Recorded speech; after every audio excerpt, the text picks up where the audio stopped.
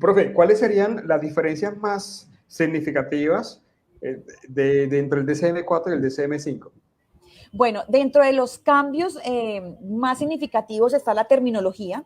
Por ejemplo, en el DCM5 cambia mucho el lenguaje. Por ejemplo, antes decíamos retraso mental, ¿sí? En el DCM4 se hablaba de retraso mental. Ahora en el DCM5 hablamos de discapacidad intelectual, que ya es un nuevo lenguaje que tenemos que irnos adaptando también, importante, porque ya estamos entrando en todo el tema de la actualización del DCM5, así que ya no decimos retraso mental.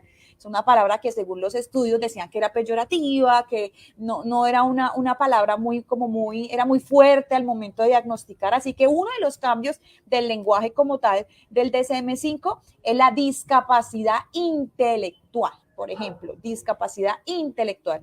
Otro de los cambios también que encontramos es la disforia de género, que antiguamente se llamaba trastorno de identidad de género. Sí, ahora tiene otro nombre. El trastorno por síntomas somáticos, que ahora abarca todo el término de la hipocondriasis, que ya no se dice hipocondriasis ni se dice hipocondriaco, sí, ahora se llaman trastornos de síntomas somáticos, de los cuales también tienen un nuevo cambio, tienen varios cambios. Al mismo tiempo, pues el DCM4 y el DCM5 pues ha tenido muchos cambios debido a cómo se diagnosticaba antes, ¿no? Cómo se diagnosticaba antes. Yo creo que los que recuerdan del DCM4 al DCM5, pues a mí mi profesora de psicopatología, por ejemplo, exactamente una de las cosas que tenía el DCM4 era que tenía cinco ejes, tenía 5 ejes de diagnóstico.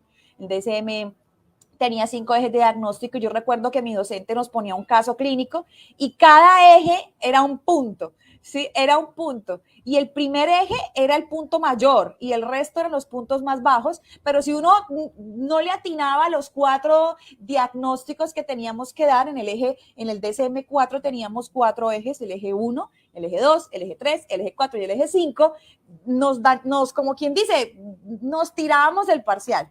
Ahora el DCM5 solo tiene un eje. En las investigaciones, por ejemplo, nos dicen que ya los otros ejes pues no eran como tan significativos al momento de dar el diagnóstico, sino el primer eje. Entonces, en este caso, todos quedarían en un solo eje. O sea, nos ahorramos esos 4 ejes que antes eran como, para mí eran como el pánico, eje 1, eje 2, eje 3, eje 4, eje 5, y que quedaran todos bien al momento de dar un diagnóstico. Esos son como los cambios más significativos. Además que, bueno, en el DCM4, que se publica en 1900 algo, ahora el DCM5 en el 2013, vienen organizados de manera más, diría yo, de manera más organizada, ¿no? Incluye toda la organización de los trastornos, por ejemplo, dentro del manual, basados en esa exposición en la relación con la aparición del ciclo vital, en este caso dentro de los trastornos del desarrollo, del neurodesarrollo, y terminan con los trastornos de neurocognitivos, es decir, de la infancia hasta el adulto mayor, hasta el adulto mayor. Entonces vienen ya distribuidos, ¿sí? Dentro de la aparición del ciclo vital, que es algo muy importante.